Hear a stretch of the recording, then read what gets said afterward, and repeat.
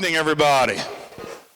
If we get that Fouchonnier over there to be quiet, we're going to get started. Come join me over here. Well, good evening. Thank you all for coming to our town hall. When I got elected, I want to make sure that our residents' voices were heard, and we've been doing this, going around all different communities, and you can pretty much set your watch to it. We're going to be here at this time every year.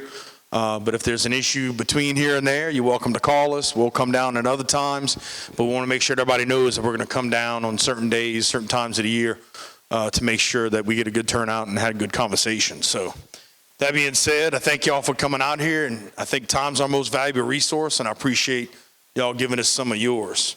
I'll go through and do some introductions. And I'm going to go ahead and start with this young gentleman right here, Mr. Mitch Angeron, who is the Lafourche Parish President. I want to thank him for coming out. We had a few residents ask about having the Lafourche Parish President here, and there he is. So if you hadn't met him yet or not, he is here. We're going to have a little open conversation here once we get started, but I want to thank him for showing up and helping us out. Yep, there you go. From our team, we have Mr. Russell Waters, Mr. Ryan Melanson, and some people here and there that are making this show happen. We have Hillary Domain, who is the Quality Life Director in the back there. We have Chief Corey Henry with Houma Fire. We have Mr. Mark Black, who is our Coastal Zone guy back there. We have Clay Nakan, who is Solid Waste. He is also in the back there. Mr. Norley Red, who is my Chief Administrative Officer in the back. We have Leilani Adams, who is my Chief of Staff back there. Didn't write her name down, but I called it out anyway. And then coming around, I should have probably done this backwards. We also have Steve Trosclair, council member in the back. Jessica Domain, state rep. Z Zarang, state rep. And the insurance commissioner's office. And I thank Z for helping make that happen in the back, provide some information. And so, I always say every time we have a presentation, we can do that, or we could jump straight into questions. So I'm down for either one. I know we got Mitch here. If y'all have any questions, I know we had some concerns we've already talked about with the fact of the Council on Aging and making sure that the residents are taken care of no matter where you're at. And him and I are already talking about, whatever we got to do to get our Council on Aging groups together to make sure things flow without a hitch. We're going to make sure that happens. But we definitely made phone calls on both sides saying, let's make sure the residents are served no matter what. And that's what we're going to guarantee happens. So I know that's one of the larger issues. So again, up to y'all. Presentation, conversation. I'm down either way. Anybody? Yes, ma'am, I did. Yes, ma'am, we both did. Loud and clear.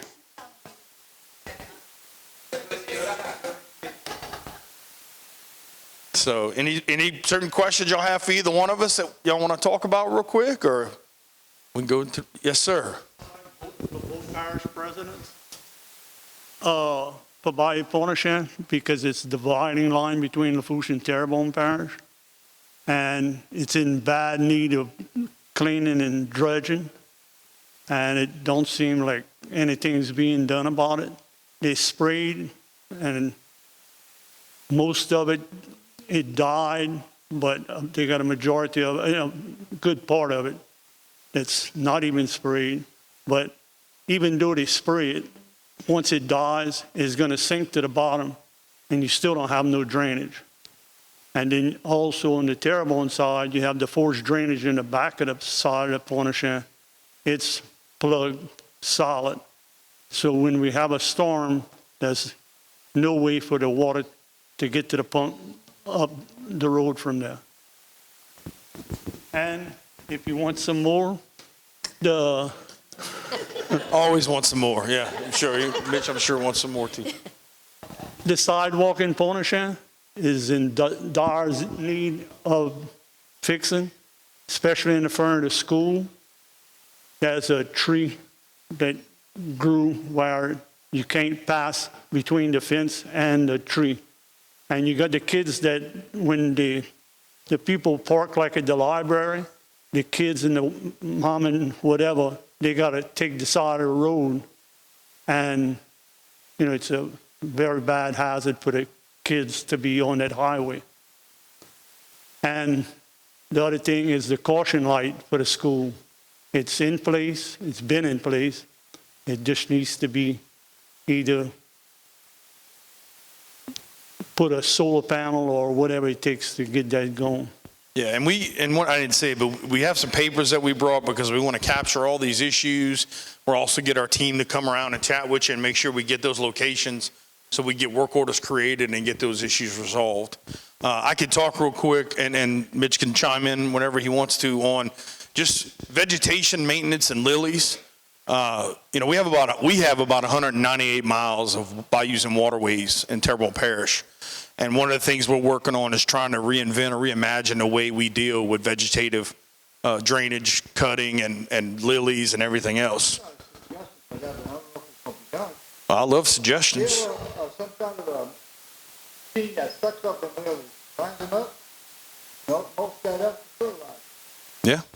And what I heard in the past, it all seems one little flower. Yep. We are looking at solutions like that. But one of the things that, we look at when it comes to what it costs to maintain something, in our research, and again, we are looking at getting people together and looking at what other equipment we can build, create, different ideas, to spray that 198 miles of waterways. We look at about 1,000 per mile, but to pull them right now, based on current technology, it's about 40,000. Right. Yeah, and it's a combination of, that's what we're working on now with the funding that we have. Yeah. So we are working on it. We are looking at reimagining that and how we deal with lilies and how we deal with vegetative drainage vegetation and making sure that our waterways are clean. I know we have the first three are Bayou Terrebonne, Bayou Grand Caillou, and Bayou du Large that we're going through and working through a process to get those waterways healthy and clean and flowing. We changed our vegetative contract. We redid the way we do some stuff there, providing for an opportunity to do some things differently. And so we're definitely working on making an impact with that. Anything you want to add to kind of what you guys deal with vegetative? And look, in Lafourche, we have a lot.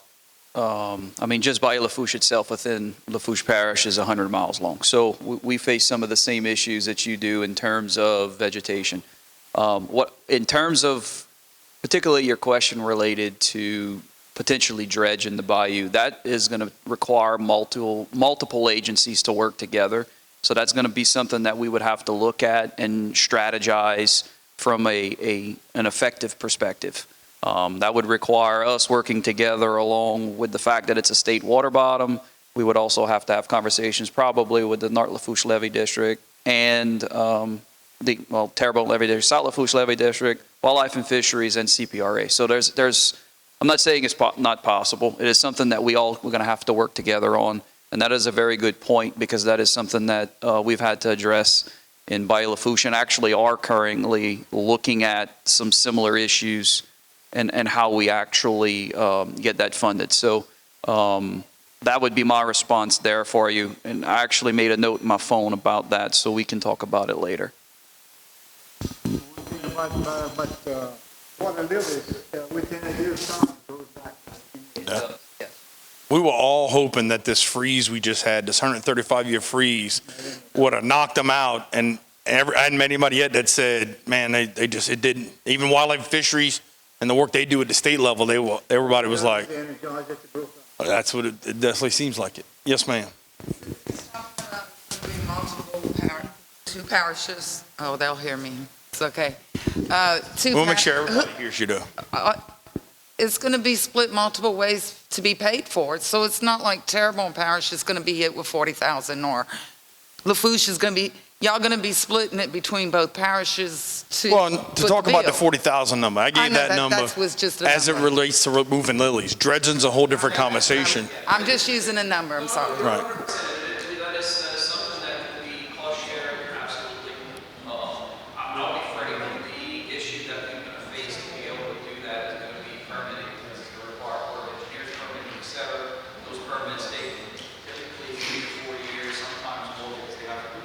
The ball's got to get started sometime. No, agreed. And I think that's a good point for us to take back and start having conversations with not only just between him and I, but also with our state representatives and the state associations to make sure that we actually put it on the radar screen.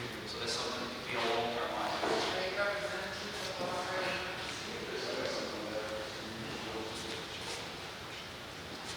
All All right, so we've been working really hard to strengthen our relationship with wildlife and fisheries because they are, in fact, the stewards of lilies in state water bottoms.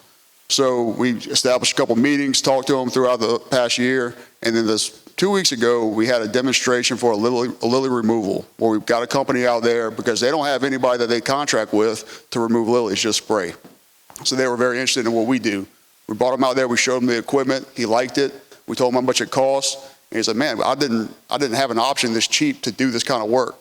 So fast forward to this week, and he was able to contract that machine with us, split the cost, and pull out a float tall in Bayou Black. Now, I know that's Bayou Black and not here, but it established a new relationship with wildlife and fisheries with Terrebonne Parish of working together and splitting costs and not just spray, but to remove lilies. And we're planning on doing that not just there, but all the other bayous. So we hit a pretty good mark this week with building relationships and getting things done a little bit better. What about that company that was looking at repurposing water lilies, taking them out? That's actually on my slide presentation to talk about. They did a trial period of taking lilies and trying to convert it to where it started. It was going to be potted plant holders, then it was OSB board. Now they're looking at horse bedding. They are working on investments. They're trying to actually develop a piece of machinery that helps pick up lilies for what they need. So we're actually having conversations all together that says not only pick up lilies like they need, but also harvest lilies to grind up and use as fertilizer. I mean, everything's on the table as opportunities. We're going to bring every organization, company, other entities like other parishes together and say, we're all fighting this issue. Right now, our numbers are at 1,000 per mile to spray, 40,000 per mile to remove. And we got to work on getting those numbers down and making it more affordable. Right. Yes. So we are, look, I can tell you, them, St. Bernard, St. Charles Parish, like everybody we talk to is all dealing with this same issue.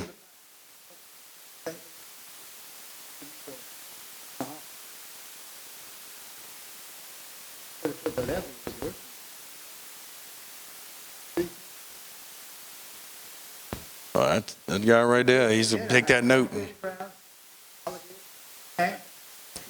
Come on now. Well. No, we definitely, and look, Mitch and I have known each other for a while. Great working relationship. We're going to do everything we can to help each other out and make sure that no matter where you live at, again, this is our area. Like I said, I went to school with Montague Middle right here, so a lot of people I know in this community, and it's important to us to make sure that nobody feels left out or left behind. So, any other questions? To an extent, we could talk about levees right now if you want to, though. I watch the levees and all what they're doing down Morning View. It's amazing to see that. People need to drive all the way down to the end and see what's going on. But Lafourche Parish, I don't know what's going on with the levee going that way. Is it, making progress? Now, the levee between us and them, that levee? Between Pointe Aux Chenes heading toward the roads and all. Yes. Y'all making progress? Go ahead. They actually have the first lift on that levee complete, and they're in the process of building a T-wall, which is just to the east of the canal or the Grand Bayou itself. It's probably about 300 yards further into the marsh. There's a 36-inch gas pipeline that runs there. We couldn't build a levee on top of the pipeline because all the weight will push the pipeline down and crush it. So you had to build a T-wall. That is actually currently under construction, and then they got some additional lifting to get done. But there is an initial run of that levee. I want to say it's 10 or 12 foot tall. Yeah, there was a sizable amount of work that was done over the last 2 years. Well, if you on the levees or something else? Well, it has something to do with the levee, yeah. Okay, go ahead. All them pits they digging down here. The guy went on the Lafourche Parish on this side, but the strip of land on the east side, St. Louis and Pointe Aux Chenes. Alligator can drill a hole through that and it all wash out. Then you got another island. And then everybody else. I know one of the things we did, I don't know if you guys have this, but we passed a borrow pit ordinance in the last year, I think it was, 6 months to a year. to the north. Right. And that's some of the stuff we put in place to help make sure that it's so many feet from a property line and a house and everything else. So I don't know if you guys have that or not. So on the Lafourche side, we're actually in the process of getting that ordinance together so we can actually get it ratified. So it's actually in draft form right now because we have some issues coming with borrow pits, not just the one that you've talked about. Yeah, that's not something that we want in Lafourche Parish either. And just kind of talking about the levees real quick. Oh, go ahead.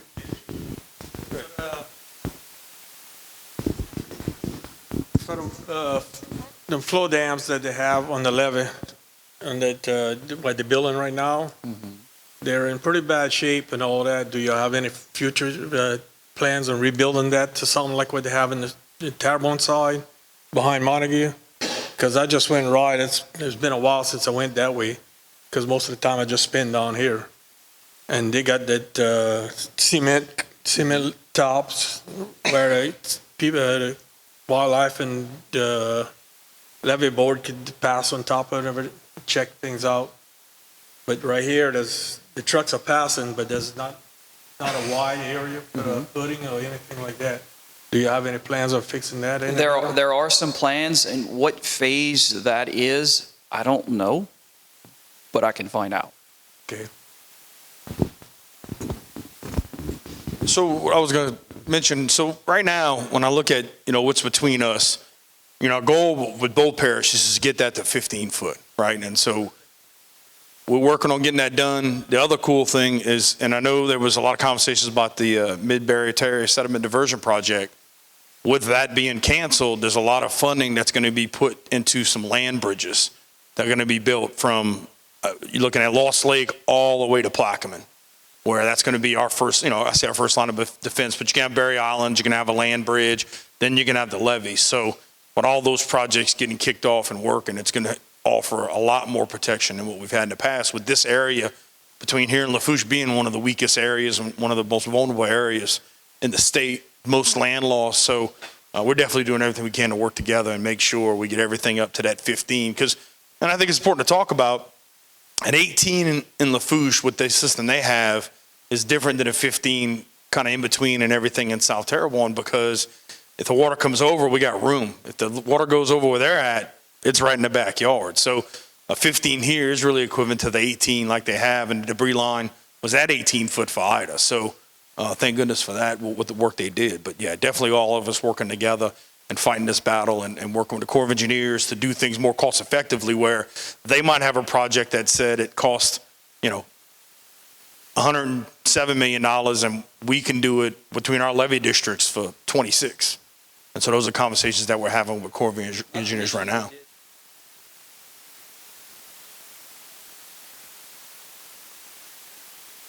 Yeah. So, and then we got a local boy is the colonel of the Corps Engineers now. So we got an OTAN who plays cutthroat Pedro, not follow suit. But somebody that's from the area, and his great-great-grandpa was involved with Houma Navigational Canal and some other things. So really got some people that could really be in the right place to make sure this stuff happens like we need it to. So, all right. Any other questions? If not, we'll jump into, yes, sir. It's kind of a little off the subject of levees, but, okay, we came here tonight, we represent Rebuilding Together New Orleans, and we can get grant money to help people post-Ida that, and I'm a local contractor, I work independently as well with them, where we can get grant money like for roofing, fortified roofing. I'm sure there's someone with the state, with LDI, they offer a $10,000 grant, there's a federal $15,000 grant. And also, they have access to funds to help people, wheelchair ramps, stairs, interior work. So, yeah, with Lee, yeah. And I'm also an independent. And so, I'm going to leave some cards. If anyone's interested or knows anyone needing any help, I can guide them in the right direction. All right? Thank you for sharing. Yeah, Lee's somebody that when I have an unmet need, I send it to Lee going, hey, can you help this family out? I know they deal a lot with elderly. And so I think it's rebuilding. Bayou region, yeah. I can't remember if it was Houma, Bayou region, but no, it's great work that y'all do, and I've seen him get involved in so many projects. So thank y'all for being here and sharing. So Actually, your information with our community action permitting department. Buddy.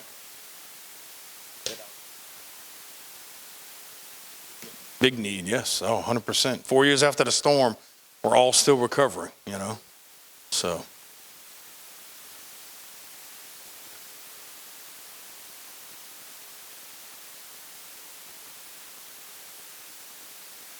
All right. Anything else? Anybody else? All right. That being said, we'll jump into the presentation. I'm sure some of the questions will be answered. And if not, we'll be here to answer any question you have. Again, we got papers. We'll take down notes so we could fix stuff like sidewalks and some of the other issues and make sure those issues get resolved. So we last time we came, it was recovery, resiliency, and quality of life. And so in conversations, it became really about that revitalization side of things. So now we're talking recovery, resiliency, and revitalization. So we'll go ahead and jump into this. So we just talked about recovery from Ida, where are we? You know, we have an air-based fire station on the east side that we're working on getting rebuilt with anticipated completion of February 26th. So even the parish is still, we've been working with FEMA, we've been working to get funding, we're working to do things with construction. Our civic center had a lot of work going on. Francine hits, rips off some temporary roofs, some other things, so that had delayed that project. And we're still working on getting that done. The municipal auditorium, if you hadn't been in that facility, again, like the Civic Center, one of the great facilities we have for our residents to use. That building looks like a brand new building and is a great venue to have events going on. And a Buquet Bridge, you know, when you look at the bridge issues we've been dealing with in our parish, of course, the Dageville Bridge just opened. The Buquet is going to open here at the end of the month with rush hour traffic, and then it'll fully open hopefully within about 5 weeks after that. The Bayou Blue Pontoon Bridge should be mid-October now. So we're working on getting these bridges resolved. This is one that was damaged by Ida. We had boats hit it, and we had the roof ripped off that damaged all the electricals. Everything but the frame and the approaches will be changed. And so that's work that's being done with a local contractor, and that'll be done third quarter of 2026. And so just sharing, again, the work that we're continuing to do, and I'll talk a little bit more about it in our upcoming slide here.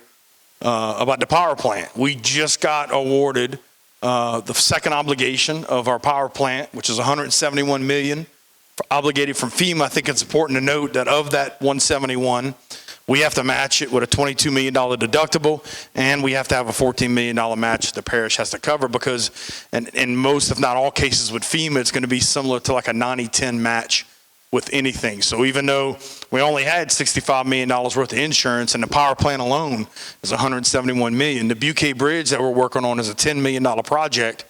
You know, we have to come up with matches and bring money to the table, even though we're getting that funding. And so when you look at the fact that, you know, we couldn't do an ounce of work till that's done, and you say, well, why does the power plant matter to a community like Pointe Aux Chenes? We have three major things that operate off that power plant. We have the hospital, we have a water plant, and we have the airport. So when you're looking at the situation of a disaster or of anything that might be going on, or things that are just normally everyday operations, that's why it's so important that we have a power plant. And of that 80 megawatts that power plant provides, it really makes up, it's part of a 200 megawatt pocket from New Orleans to Morgan City. And if in the event that our one feeder line that comes from Energy is taken out, that power plant would support those facilities. Right now, we have temporary generators. We've run them about 350 hours to date, and that is run in high heat, extreme cold temperatures. Anytime we have higher loads, those generators keep things running, and again, mainly supporting that hospital, that water plant, and that airport to help make sure that we don't have any rolling brownouts or anything when it comes to those vital services. And so we had 847 system-wide issues as far as things that were broken post-Ida. And those are things that we've been working on to make sure that we have reliable power after the storm. If you go to the next slide, we had 622 total work orders. I think we had about 140 handled right after the storm.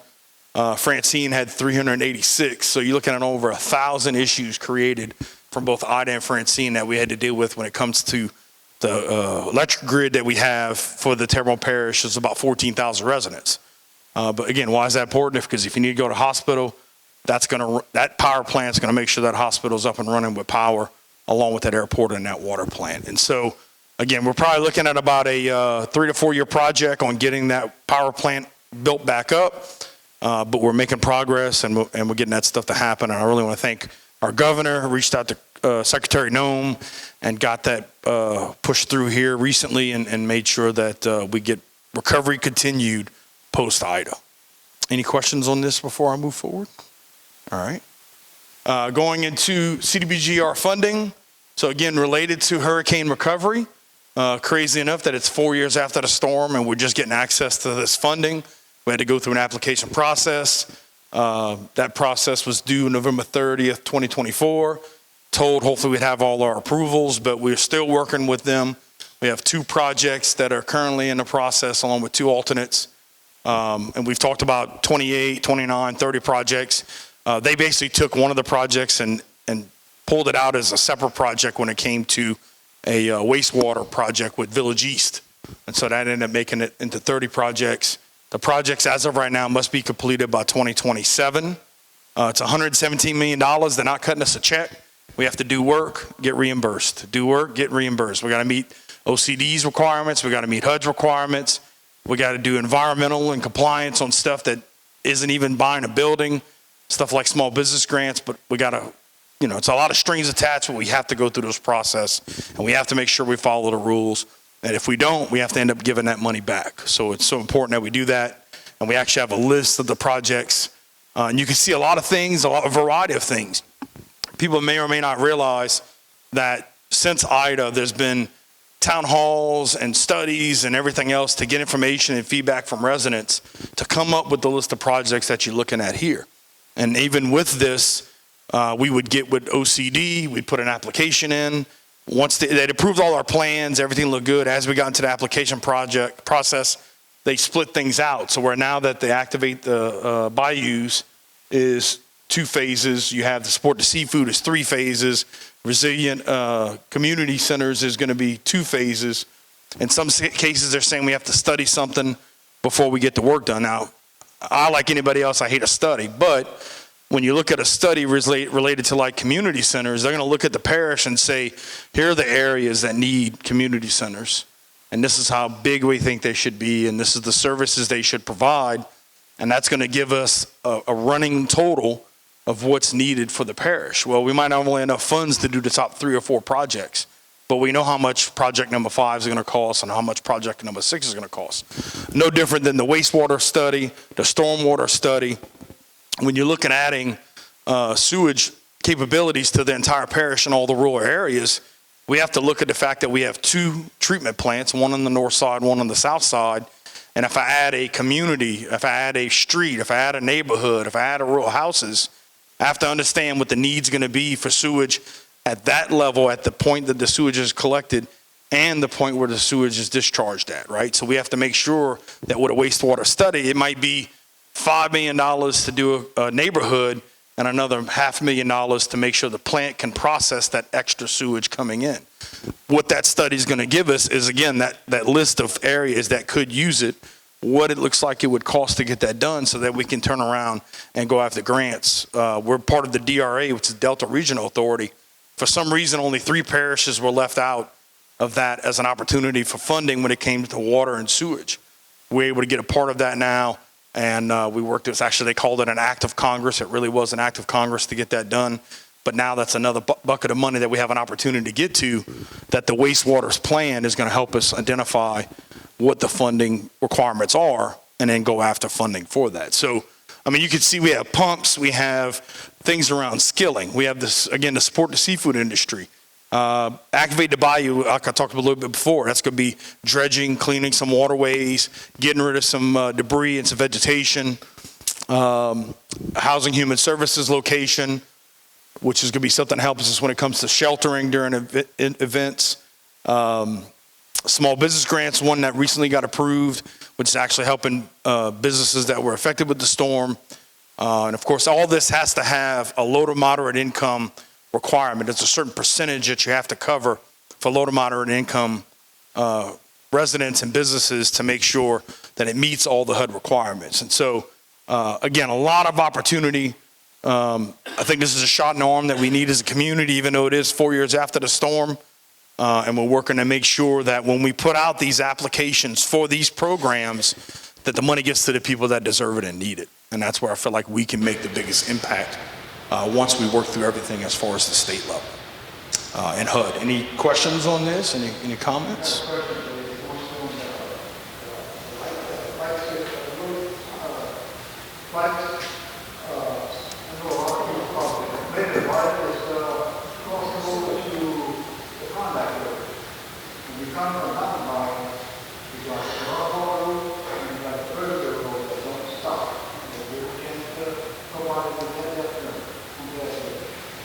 We could definitely work with DOTD to have them look at that light signal.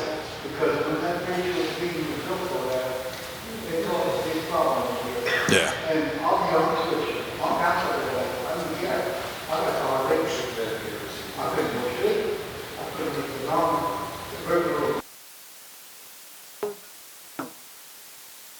Well, we'll definitely bring that up to DOTD and make sure that's on their list for them to check that kind of stuff out. Look, we've seen that, lights get adjusted. We're dealing with this with the Dularge Bridge being out and working with DOTD to adjust lights to make sure the traffic flows as good as possible. And the next thing you know, you get a power outage and it resets everything and they got to go back out and program that stuff. So, yeah. We can make sure that's on the list for them to take a look at and make sure that that light is functioning like it needs to. So we definitely make sure that's on our list. Any questions as far as CDBGDR and the post-hurricane recovery funding? Okay. And we are going to have a website coming out that's going to be public facing that gives a status of all the projects, and you can see what area it serves and what part of the project the process is in. So the next area for us to get funds, and this works with our reps and our senators, is capital outlay projects. You can see that these go as an order from, in some situations, oldest and also partially funded. So you can see that we have some things. I mean, you got road projects, infrastructure, pumps, a lot of different kind of projects that we're working on to get with the state. At the same time, my buddy over here is also getting with capital outlay, trying to get some of that same money. So we look competitive stuff on that. But, we get together, our council members, we get together, our representatives and senators, we talk to our directors, and we collect to make sure, what are the projects that we feel like are the most important to our region? And let's make sure we go after funding at the state level where other areas, and sometimes we'll take a project and go after 3 or 4 different sets of funding and maybe partially funded here, a little bit funded there, and then we're able to maybe do some local matches or some other things. And so just looking across the parish, many projects and things that we're working towards, making sure that our residents' needs are handled and taken care of. So we're getting ready to get this list turned in here shortly for November 30th is when it's due, to make sure that this list is up to date, and we're going to be meeting with all our parties to make sure we're all on the same page and we're working together. And then we do have conversations parish to parish and as a region and saying, hey, we're working on this. What are you guys working on? We've been having that conversation from a coastal protection level for at least, I would say at least a decade or two now. So we're going to definitely continue those conversations. Any questions on capital outlay? All right. Housing crisis, I do think it's important to still talk about this. When you look at the fact that right now we show about an 800 unit shortage of affordable housing.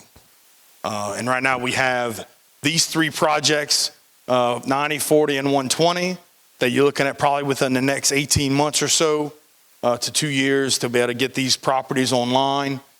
We had another project that was up here that is trying to get funding still, so we don't have that one on there. But there are things going on, like the Terrebonne Council on Aging has increased their vouchers from 25 to 75 for seniors to get vouchers for affordable senior housing. And so definitely a battle that's going on and something we're working on every day. We're also working with South Central Planning to take adjudicated properties where they can build some spec erector set houses, we call them, that allow for ultimate protection, some potential cost savings when it comes to insurance, when it comes to how these things being built to fortified, what you talked about earlier, where you actually have a fortified roof or a fortified gold home where everything ties into the foundation. But again, just different things that are being worked on to make sure that we address the housing crisis that we have in Terrebonne Parish. Yes, sir. Why is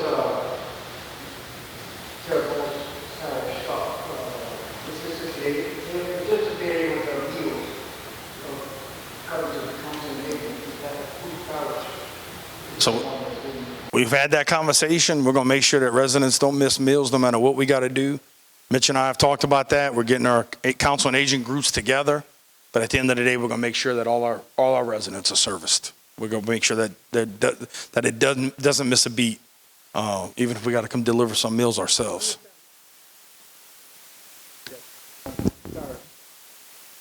So they hadn't stopped doing it. I did confirm they hadn't stopped. There was conversations about it. They hadn't stopped servicing anybody. If anybody doesn't get a meal that shows up, I want to know personally, because I've been guaranteed that that's not going to stop and that they're going to continue to service, and we're going to figure out all the other stuff on the back end. What's that?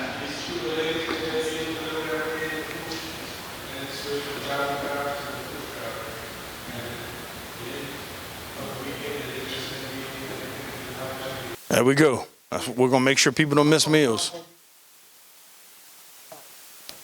Yeah, they've had conversations about it, but we'll guarantee you, between us, we're going to figure it out and make sure that nobody loses services when it comes to that. I'm down to come cook. What you like? What you want me to cook? Gumbo? What kind of gumbo? What's your favorite gumbo? Seafood. Oh, that's mine too. Now we talking here. We'll figure out a way to make that happen. All right. Moving on. You going, Toby? Hey, thank you for coming, sir. We appreciate you gracing us with your presence. You going to cook a gumbo? Look, Toby going to cook a gumbo for you right now, he said.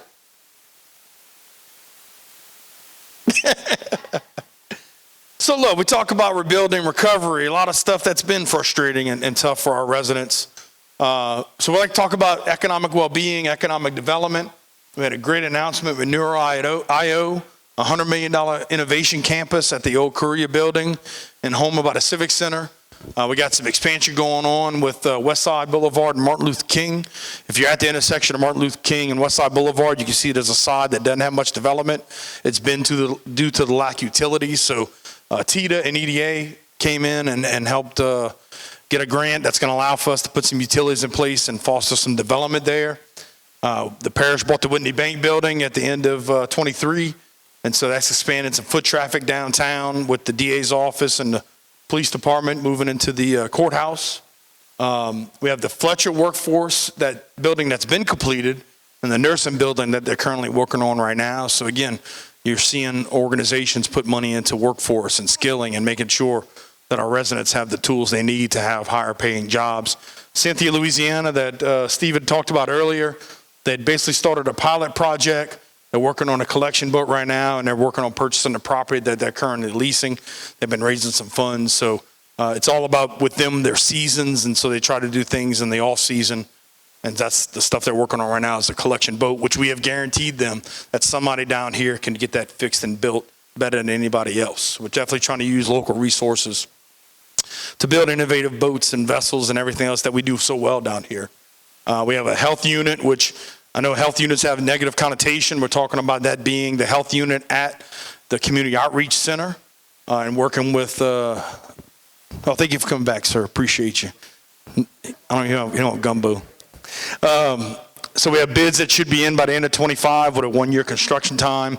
And then we're actually working on the American Legion, making that a veterans hub for veteran services. Interior renovation is the next phase, and the bid should be in by the end of 25 with a 6 to 9 month construction time. So again, a lot of things going on that help provide resources and opportunities to our residents.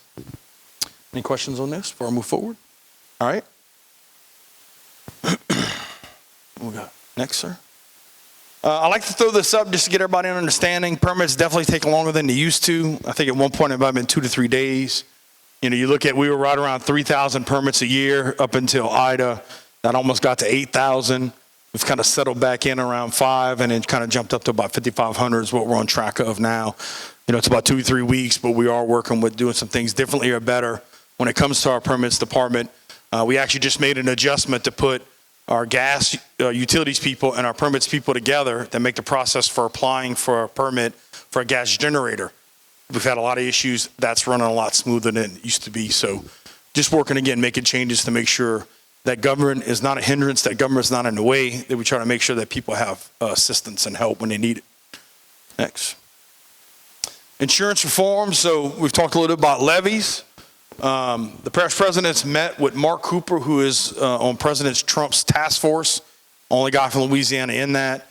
We brought all the issues that we dealt with as far as, post-recovery, the fact that it took us 4 years to get funding for a power plant, just working through all the issues with risk rating 2.0 and all the things that need to be improved upon with FEMA. We've been collaborating with the Insurance Commissioner, Tim Temple, closely monitoring the legislative sessions. I know we have a couple legislators here that passed, I think it was 26 bills last year, more bills this year. There's been some rate reduction conversations.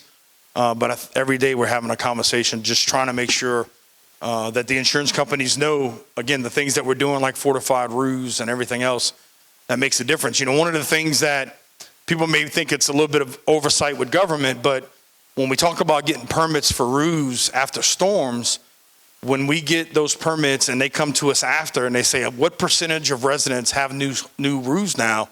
That's actually data that can be used with insurance companies that say 80% of the homes in Terrebonne Parish or Lafourche Parish have new roofs now.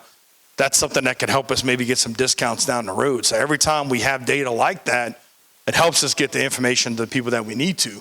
I had the opportunity last past Friday to meet with Tim Temple and some London reinsurers to show them the investments that we're making.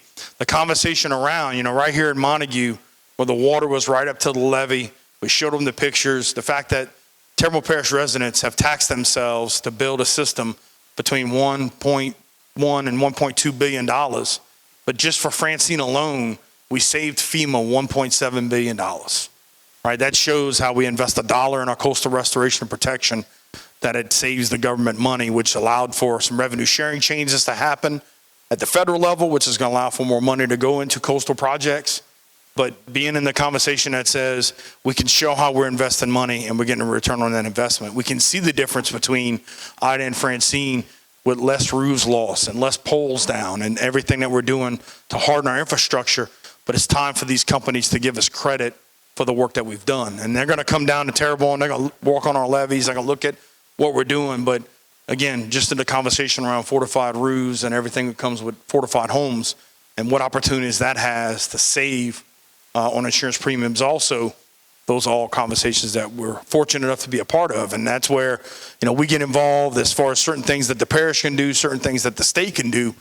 We've sued FEMA. We're working on trying to get, data to FEMA so that they have recent information about what floodgates and levees and pumps that we have, and not having to spend a bunch of money at the parish level to get that data implemented and recognized. So that's what I think you're going to see as far as reform with FEMA and opportunities to adjust some of the things that happen with the misfortune of risk rating 2.0. One of the common misconceptions with FEMA is that the closer you are to water, the more you're likely you are to flood. That's not like that in our area because of the fact that that's where the higher land is. And so just getting to understand simple things like that, and also the fact that the latest data they have is from 2018. And we've done a lot of work. I've told them we've done 2 to 3 times the work in the last 5 years than we did in the previous 10. So trying to convince FEMA to go, instead of doing these maps every 10 years, y'all need to do the maps every 5. Because if we want to do anything, and of course Lafourche and Terrebonne is in 2 different spots. We've accepted our flood maps. They're working on accepting their flood maps. And we're meeting with the similar people, but have a different conversation. And each of us having to pay our own consultants to give data to FEMA they should already have. And so those are the fights that we're fighting to make sure that, hey, from a meeting with Mark Koopa and the FEMA task force, this needs to change because that's money that we can't use on roads and bridges and all the other maintenance stuff that we need to do. Because I would say in the number I've seen between us, St. Charles, I think we're somewhere around $5 million of all of us trying to get data to FEMA to say, hey, your data's wrong. Here's what really it is, and this area shouldn't be a flood zone. Yes, ma'am. Just to kind of piggyback on that, Liz Morella, our Attorney General, we have sued FEMA. And so they're actually going to court in November to hear all of that information. And so that is moving forward. I'm sure everybody can hear me. I'm very, very loud. So that is moving forward as far as the parish president said. Just, anything with the federal government takes a very, very long time. But just know the state is fighting for you guys. And so Liz Morell, they're scheduled, and Z may know this a little better than I do, but it's scheduled for November for them to go. And basically it's called exploration. And so you go and you put all your your case out, you put all your facts out, and so they'll be doing that. And so we should have a little bit more information to be able to provide to the community after that happens. Yes, thank you for adding that. So, any questions on flood insurance or anything along those lines? Like to talk about fortified roofs. Every so often, they have a lottery to help people get fortified roofs. So, definitely be on the lookout for the information. We're sharing that at the parish level to make sure people know when those applications and all are coming out and are due. Any opportunity anybody can do to get a fortified roof or do anything you can further than that to make your home either fortified silver or fortified bronze, silver, or gold. Every step you take with that allows for better cost savings and better protection for your home. I know I saw some videos with fortified roofs on Friday. I told them we need to show this to our residents. They have a wind tunnel. It's 130 miles an hour, and just to watch what that does to a home makes you say, I need to go make sure I do everything I need to do today to get my home in a better better opportunity. And there's funding out there that helps you do that. So just to make sure all our residents are informed about that. All right, next slide. We're getting down to the end here. I think a couple more left. Accountability, property condemnation. So right now we have about 425 properties in the current process. We had $1 million that we had with American Rescue dollars. We depleted that fund. We're working on hopefully getting some program income here soon. I think it's Gustav Ike to be able to get more funding towards demolishing homes. But in 2024 alone, 191 properties that were demolished. The thing I love about that is the more we do it, the more the residents are getting involved in making it happen where we have to do less. One of the projects, and I think I'm gonna talk about it next, is derelict vessels. We identified 232 derelict vessels within 4 waterways. There's more than 4 waterways in the parish, right? But of that 232, we went after initial 30. Of that initial 30, we only had to deal with 14 because as soon as we put placards on the vessels, the other 16 were taken care of by the owners. And so we did our first batch. We're going to be going through our second batch here before you know it. And I'll talk about that a little bit. But again, we're doing everything we can to make sure that we clean up, make sure grass is cut, make sure buildings that shouldn't be there or should be fixed up, that all that's addressed and dealt with. And working with the council, they go through the condemnation process. We used to do 25 a quarter. Now we're up to 50. We even were working with South Central Planning to process even more than that. And so as much as we go through it, as much as the funds are available, we're going to continue to deal with blight and address that in the parish. Yes, sir.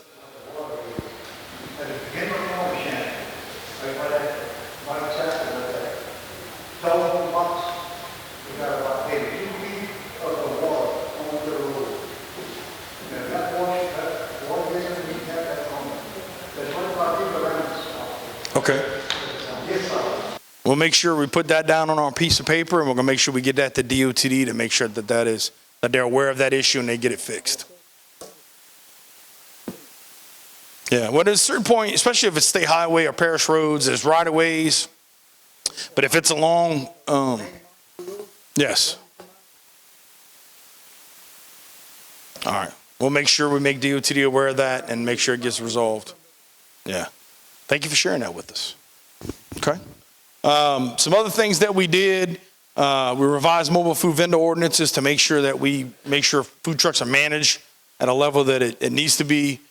We did some changes with nuisance and abatement. And again, anything with ordinances, that's us working with the council to make sure that, we stacking and more accountability. So if you have multiple properties with issues, or you have one issue with the same property, same issues, that it costs you more to leave it like it is. Panhandling and vagrancy was unconstitutional, so we did an anti-camping opportunity. I talked about the banana boxes that were at the bottom of the twin spans, the banana box condos. Historically, if the property owner didn't say somebody was trespassing, there was nothing we could do. Now we have an anti-camping ordinance that lets us take it a little bit further. But we've worked with that property owner, and now that foyer is blocked off and people can't hang out in there anymore.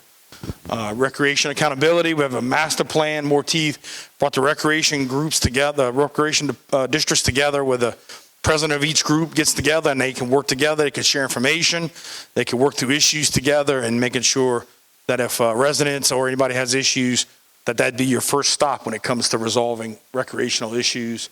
And we talked about a while ago, the new borrow pit pond ordinance. Before we passed that, somebody could build a pond next to a neighborhood And if it wasn't in the zoned area, you could pretty much do whatever they wanted. And we'd had some issues where neighborhoods were getting flooded and people's homes were getting flooded because of that. And so that's been addressed, and something, again, as we see issues, working with our council to make sure that we address these issues and make sure our residents are protected. But at the same time, be fair and balanced, that we're not doing too much regulation, and that we're also holding people accountable. So any questions on this before I move forward? All right. We also moved some parks from recreation to quality of life. These are the ones listed here. The one I'm most excited about is the Air Base Softball Complex, and I'm talking about making that the Bayou Country Sports Park of the east side and doing some cool things there. And so now that we have that, we're getting some stuff prepared and we're able to move some things forward. That's one of the things we had listed on our capital outlay that we're looking to get some funding into. And again, just provide some opportunities just as much for people on the east side as they do on the west side. Any questions on that? Okay. Our new design website. So if you go to tpcg.org, it is mobile friendly and responsive. So you can turn your phone around and look at it different ways, but user friendly, easier to navigate, able to pay bills, request permits, look at your council district maps, look who your council member is, job openings, and just so much more. Continue adding tools and opportunities to that website. As much self-service as you can imagine. If you want to report a street light that's out, if you need your curb repaired, all those things you can do from that website. And it's going into work order systems that we're also in the process of upgrading. But just again, making sure that you can find the information that you need. Or if you need to call us, you call us. 868-5050, right? That's the number you can call, that you could also get your issues resolved. But a lot of opportunities to self-service, and we'll continue to make upgrades and changes to that and make it even better every day. Next slide. Bayous, I did talk about some of this a little bit already. We're working on Bayou Terrebonne, Bayou Black, Bayou du Large, and Bayou Grand Caillou to start. Again, working through a process that says, we could do this per mile and clean it up. This is what the costs look like. And then taking that same concept and applying it to the rest of our waterways. And then as we go, just continue to push out on waterways and get that done. I talked about the derelict vessel removal, and we're working on our second phase of that. And the revival campaign, trash mitigation, just things that we can do during Mardi Gras to make sure less trash ends up in the waterways. But we put some berms out, and I think we collected about 33 bags of trash, correct me if I'm wrong, from Mardi Gras that stopped from going into the intercoastal, right? So we're doing things that try to stop from getting to Bayou Terrebonne. If it gets to Bayou Terrebonne, stop it from getting in the intercoastal. But we did increased litter signage. You see a lot of signs on bridges as you go around. And just making sure that, again, like we talked about our 5 major waterways, that those are healthy, they're maintained, that they don't have debris, that they don't have heavy vegetation in, that they're not too silted. And we're going to work to continue to work on that and make that better every day. Good? Okay. Thought you had a question. You was ready. Okay. I love to share the work that we have going on with LADOTD.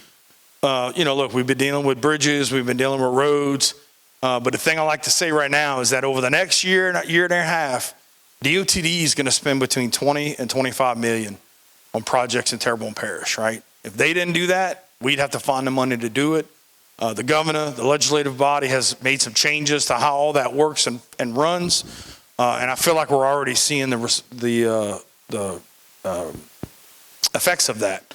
When you look at the fact that we just talk about from the north, the south, and parish-wide, things that are going on and being worked on, and there's a lot of projects, again, you were talking about to Burglar Rose Highway. I know that they're coming down and resurfacing all that, coming down this way.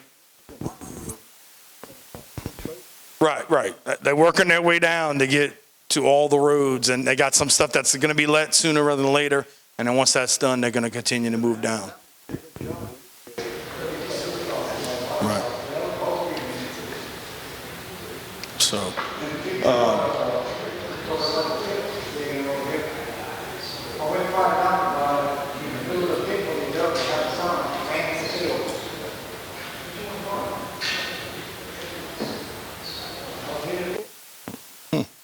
and pool, we put a nice pool, the pond, go fishing, maybe.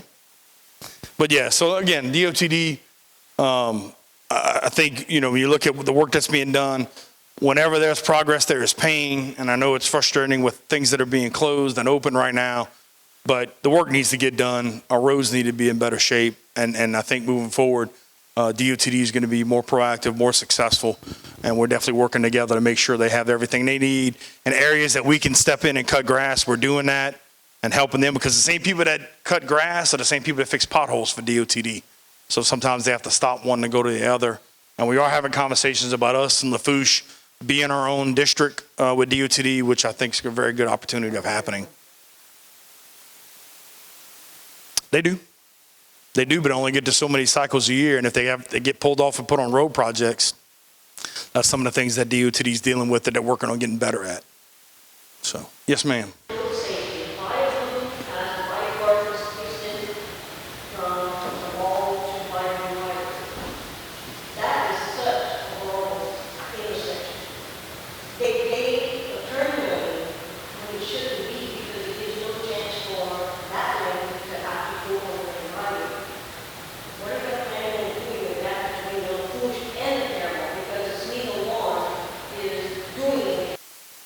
So that's DOTD's control. And I say that from the fact that I know that there's multiple people in this room that have had conversations with them about how dangerous that intersection is. And we request that they do a study to put a light. There's been a lot of work recently, I say recently, but going over the period of time. Yeah. We're definitely having conversations with them about it. And I got a hard time when I put a stop sign at the Berg Bridge because their stop sign was way too far out, right? And sometimes we're able to do that, but that's something that definitely causes issues on their end. So we got to work together and we got to work with them. We have some, right. Yeah. Yeah, so we meet with DOTD quarterly. That's something else we're going to have another conversation with them about in October. Right. We feel your frustration. And again, I think some of the changes that are going on, and I know we're definitely just walking back in. We're talking about Bayou Blue and the intersection at Bayou Gardens. So trust me, that's where we talk about the opportunity that we can be our own district and have a little more say, again, working with our delegation to help make sure this is the most important thing that needs to get handled and worked on. And I can tell you, there's definitely no shortage on our end of saying we need a stoplight there. I know we probably had a conversation. Right.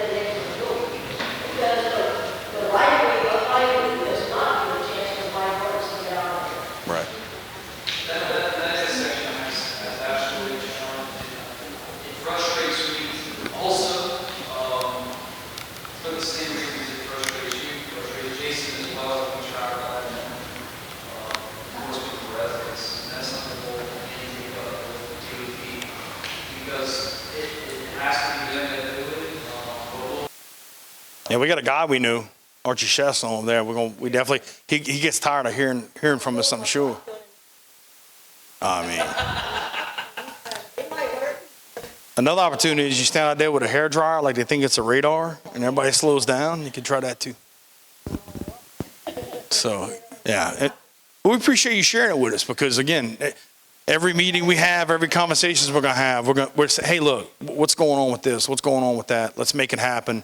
And I think with the changes that you're looking at, like Archie got put in charge of construction of roads and bridges, a new department. So they're looking at what things are staying at DOTD, what stuff's moving over to him.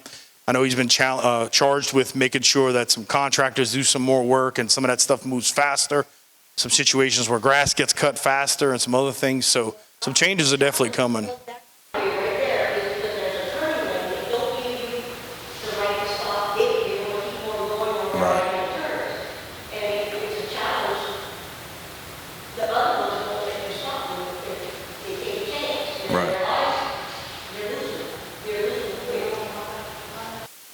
There's been a big battle we fight on with Martin Luther King where at one point they were talking about raising the speed limit, and then recently there's the conversation about being able to lower it.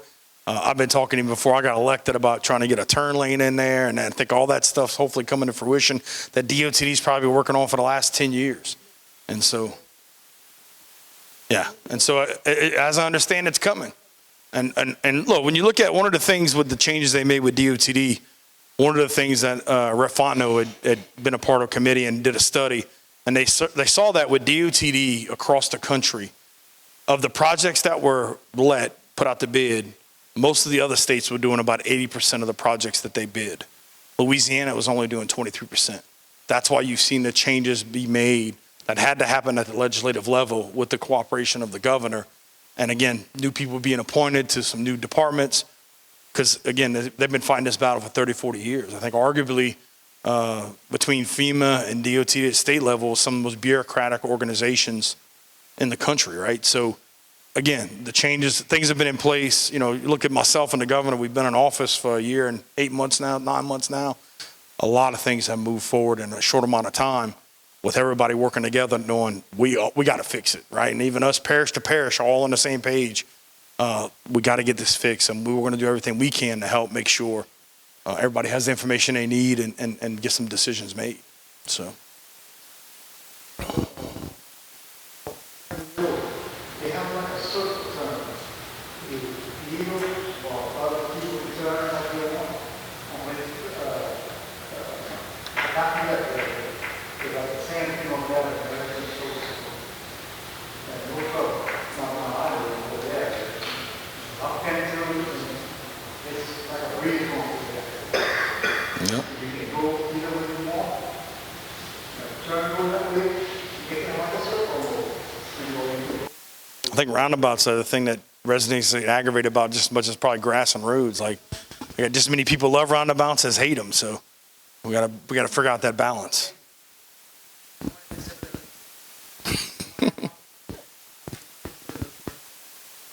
Right. Yep. Which one of those two? The one that's just past the police station. Oh, that's the big one. And it's compact. Yeah, it is compact. There's one at Pointe Aux Chenes, that's why. No, that's the main, yeah. It's compact. So, what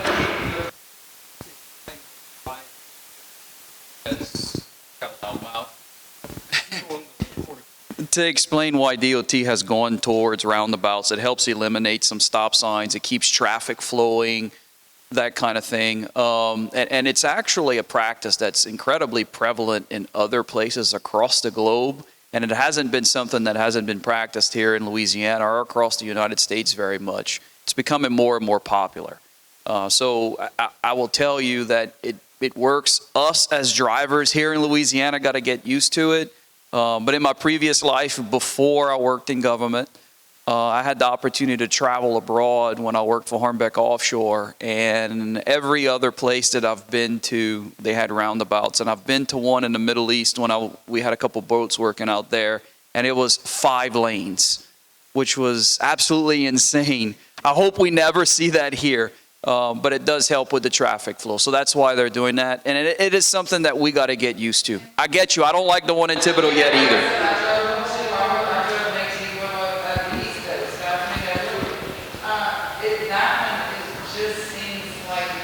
it's odd because you got the different roads coming on. It's the way that the exits and entrances, you don't have the time. It's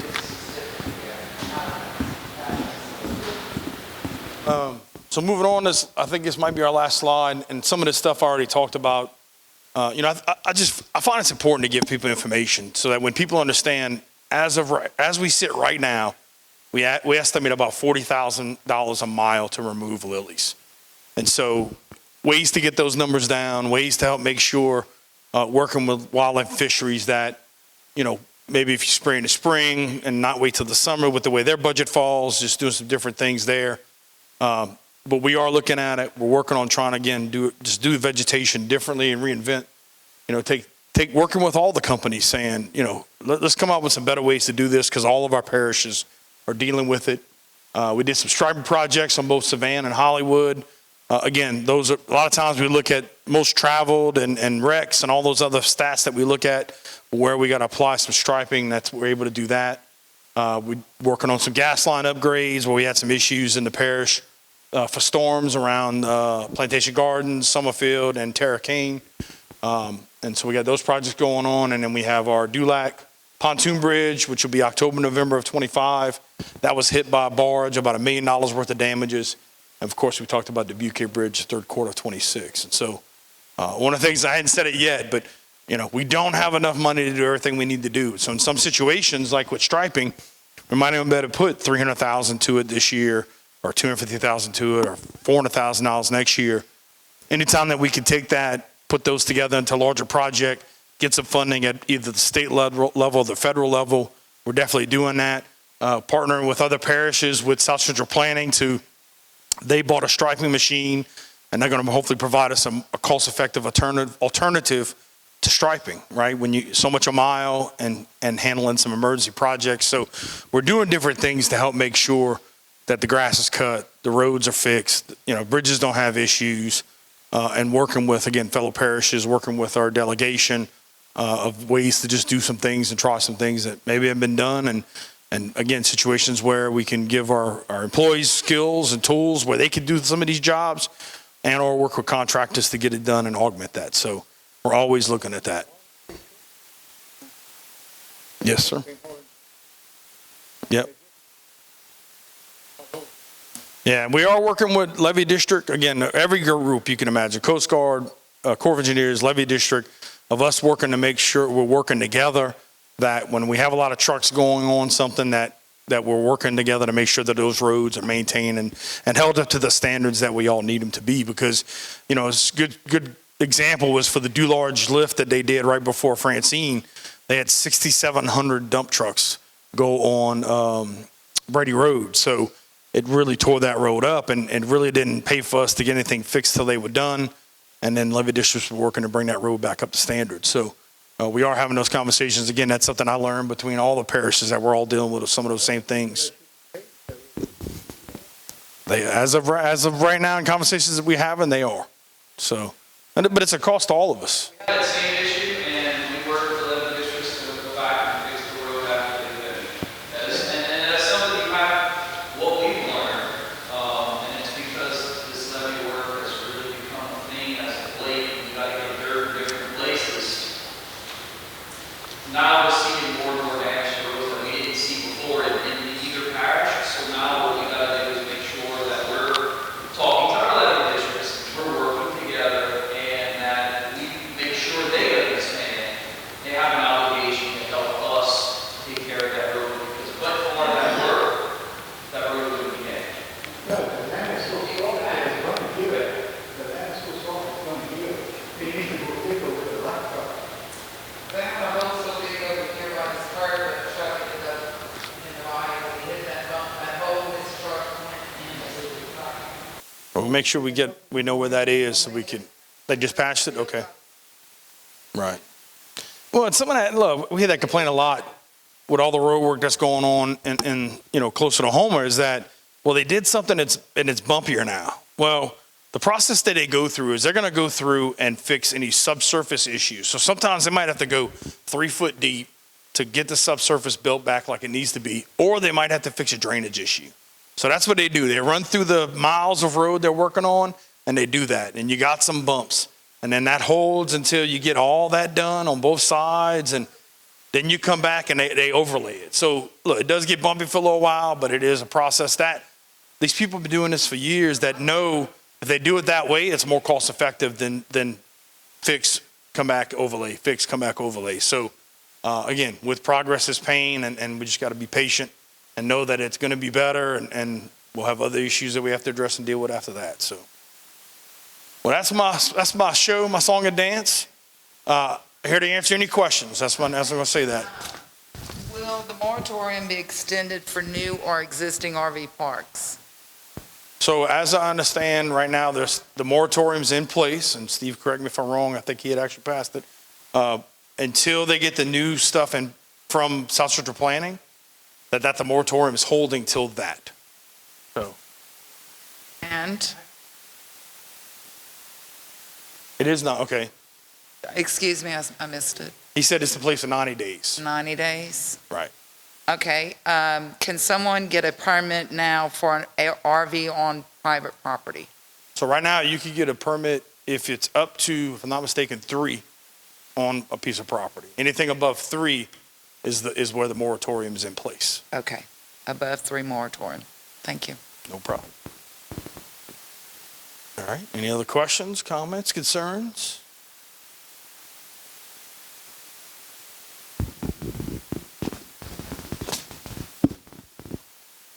We're in desire need for a pump station put on the Lafourche side in Pointe Aux Chenes. We don't have no pump station, and the land is sinking gradually, and the water is creeping, going towards the houses in Pointe Aux Chenes. It's been looked at, but never been accomplished. And there was 2 ways to do it, was to make a little levee on the St. Louis Canal, or put a levee on the tree line side along Pointe Aux Chenes and put a pump station on the inside. I was just wondering if that is possible to be done. Whether or not it's possible is something that I'm gonna have to look into. I do know that we had some discussions initially about a pump station. One of the things that we ran into with some funding that we had through the feds was the elevation requirements and the cost to do the cost to build the station, because we had to build the station so high.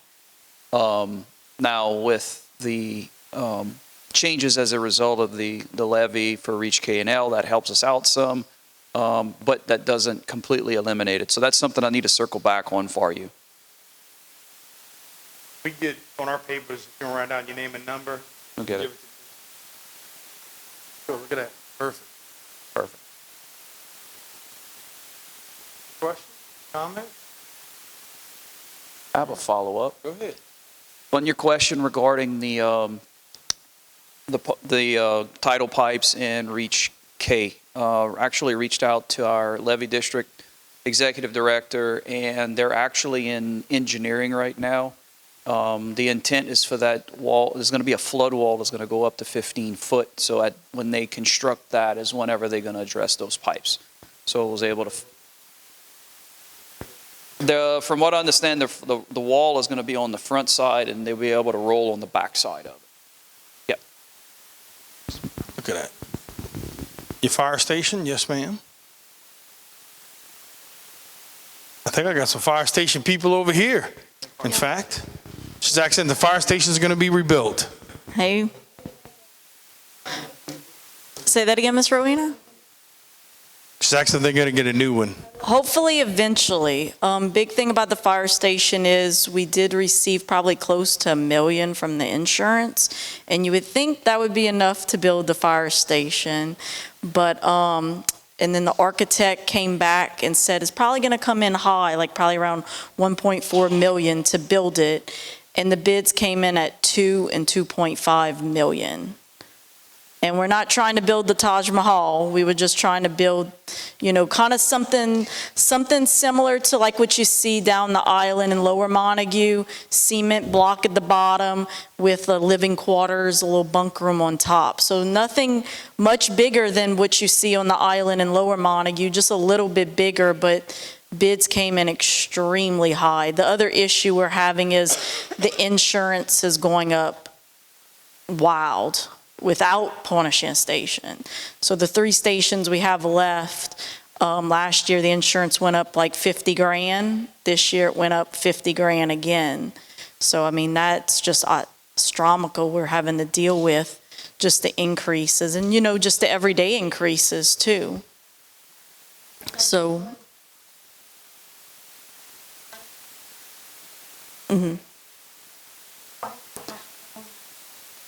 Correct. And you're still in those road miles. So you're in the road miles. The insurance says that you should be within 7 road miles, and you are. We did get rated by property insurance, and our rating has stayed the same. So miraculously, all these things against us, we are doing our best to keep the same amount of manpower, the same things, and also less taxes too. The tax base, you know, has gone down.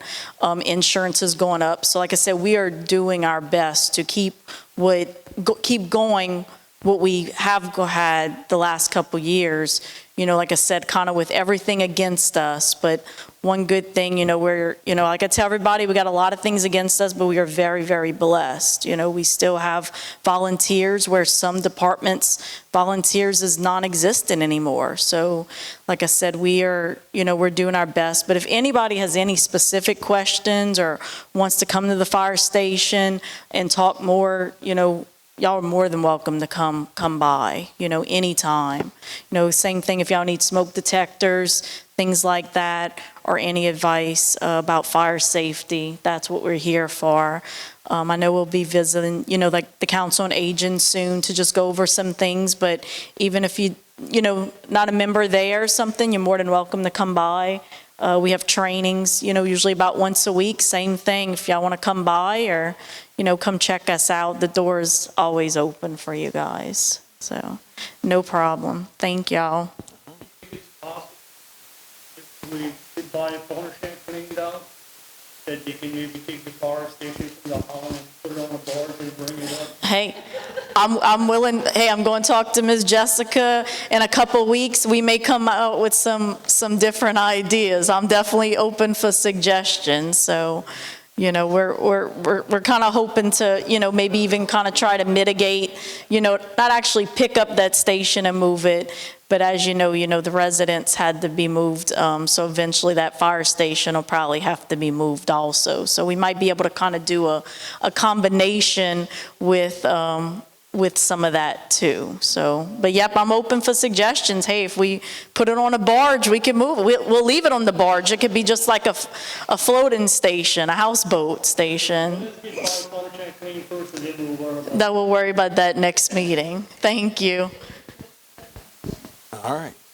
Any other questions or anything? Well, I want to thank y'all for coming out. I think, again, like I said earlier, our time's the most valuable resources for you guys to be involved and come out here and let us hear your voices and help get some issues resolved. We really appreciate it. I want to thank Lafourche Parish President, Mr. Angeron, for coming out and joining us today. Our council member, representatives, and our staff and the church. Thank the church for letting us have this event here. We appreciate it. I know Noah and I spent a lot of time after Hurricane Ida right out here in this parking lot working with laundry and showers and grocery store and everything else. So